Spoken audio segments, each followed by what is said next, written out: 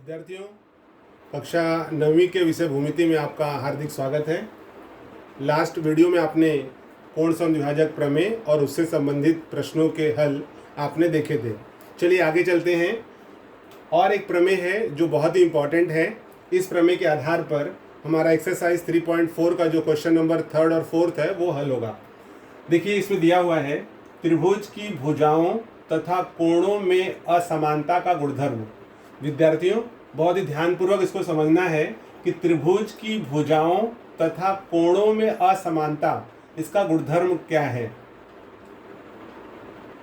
Properties of inequality in triangle. Suppose एक triangle है ABC हमने लिया है और इसमें जो इनकी तीन भुजाएं हैं, इन तीनों भुजाओं के जो माप हैं वो अलग अलग हैं। जैसे AB अगर हम मान लें 4 सेंटीमीटर है, BC 5 सेंटीमीटर है और AC 6 सेंटीमीटर है, तो इनकी जो तीनों भुजाएं हैं वो इक्वल नहीं है, समान नहीं है। क्योंकि अगर हम मान लेते हैं कि अगर ट्रायंगल में अगर हम ये दिखा दें कि ये दोनों भुजाएं समान हैं, तो भुजाएं समान है तो इनके सामने के कोण भी कैसे हो जाएंगे, समान हो जाएंगे। लेकिन यहाँ पर क्या बताना है कि यदि त्रिभुज की दो भुजाओं में एक भुजा दूसरी से बड़ी हो तो बड़ी भुजा का सम्मुख कोण छोटी भुजा के सम्मुख कोण से बड़ा होता है। विद्यार्थियों, आप इसको बहुत ही ध्यानपूर्वक समझने का प्रयास करिए। मैं इसको आपको सिंपल वे में बता रहा हूँ। इसमें एक ही चीज़ आपको समझना है कि यदि त्रिभुज की तीनों भुजाएं अलग अलग हैं, यानी भुजाओं में समानता नहीं है, तब कहा गया है कि यदि त्रिभुज की दो भुजाओं में, मान लीजिए मैं भुजा ले रहा हूँ AB और BC, इन दोनों भुजाओं में एक भुजा दूसरी से बड़ी हो। मान लो कि BC बड़ा है किससे, AB से, तो यहाँ हम लिखेंगे AB। असमानता का गुणधर्म उसे बताना है। या मान लो ये दो भुजा ले लें हम, AC और BC, तो यहाँ हो जाएगा AC बड़ा है BC से।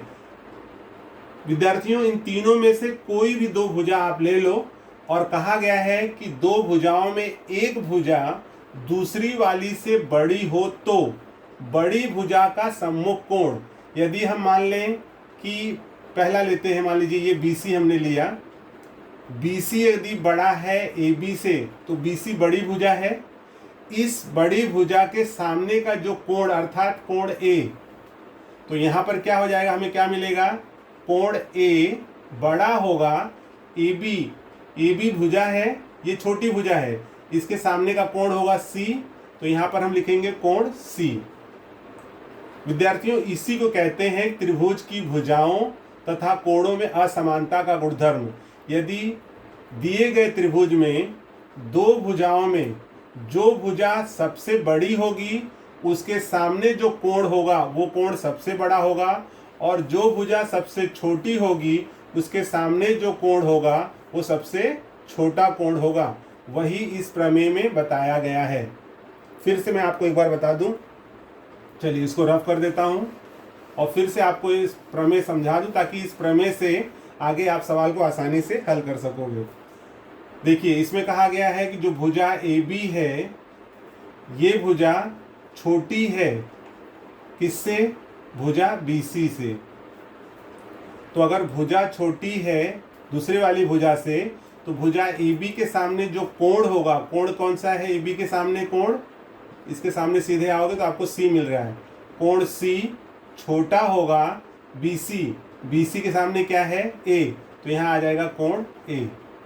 बस ये जो कथन दिया गया है उसका यही मतलब है कि दिए गए त्रिभुज में यदि दो भुजाओं में एक भुजा जो बड़ी है तो बड़ी भुजा का सम्मुख कोण बड़ा होता है और छोटी भुजा का सम्मुख कोण छोटा होता है।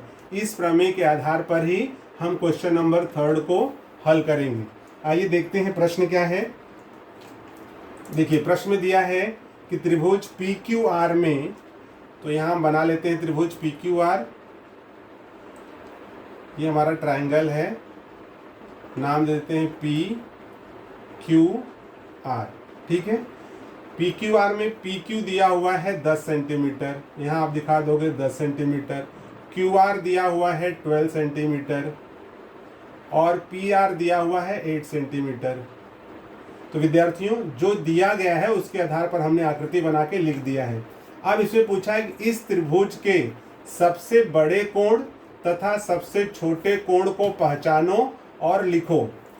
जैसे मैंने अभी यहाँ पर आपको समझाया कि जो भुजा सबसे बड़ी होगी, तो यहाँ पर भुजा सबसे बड़ी आपको कौन सी दिख रही है? 10 है, 12 है, 8 है। तो 12 सेंटीमीटर सबसे बड़ी भुजा है, तो इसके आधार पर कोण P सबसे बड़ा कोण हो जाएगा। और सबसे छोटी भुजा कौन सी है? 8 है, तो इसके सामने का जो कोण होगा Q वो सबसे छोटा कोण हो जाएगा। चलिए इसको किस प्रकार से लिखते हैं वो देखेंगे। सर्वप्रथम आप लिख दोगे यहाँ पर P Q equals to 10 centimetre, Q R equals to 12 centimetre, P R equals to 8 centimetre. इसलिए ये यहाँ पर हो गया पी क्यू, क्यू आर और पी आर का मान। अब यहाँ पर आप लिखोगे कि 12 सेंटीमीटर बड़ा है 10 सेंटीमीटर से, ये बड़ा है 8 सेंटीमीटर से। यहाँ पर आप इसको दत्त लिख दोगे। 12 सेंटीमीटर के सामने ये 12 सेंटीमीटर की भुजा का नाम है क्यू आर, बड़ा है 10 सेंटीमीटर है।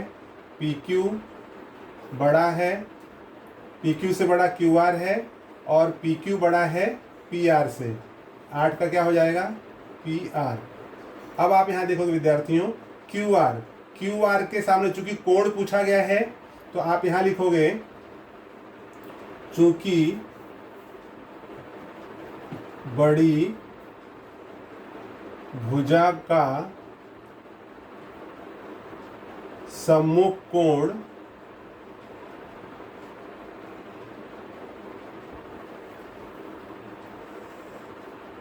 बड़ी भुजा का सम्मुख कोण बड़ा होता है, बड़ा होता है। बड़ी भुजा का सम्मुख कोण बड़ा होता है तथा छोटी भुजा का सम्मुख कोण छोटा होता है, प्रमेय। यहाँ पर आप प्रमेय मेंशन कर दोगे, ठीक है। बड़ी भुजा का सम्मुख कोण बड़ा होता है, प्रमेय। इसके आधार पर आप क्या करोगे? आप क्यू आर, क्यू आर के सामने कोण क्या है?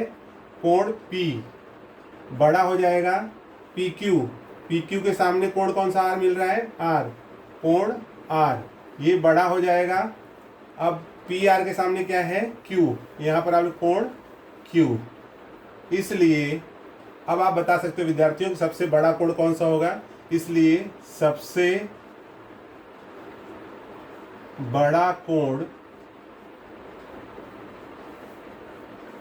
बराबर कोण P तथा सबसे छोटा कोण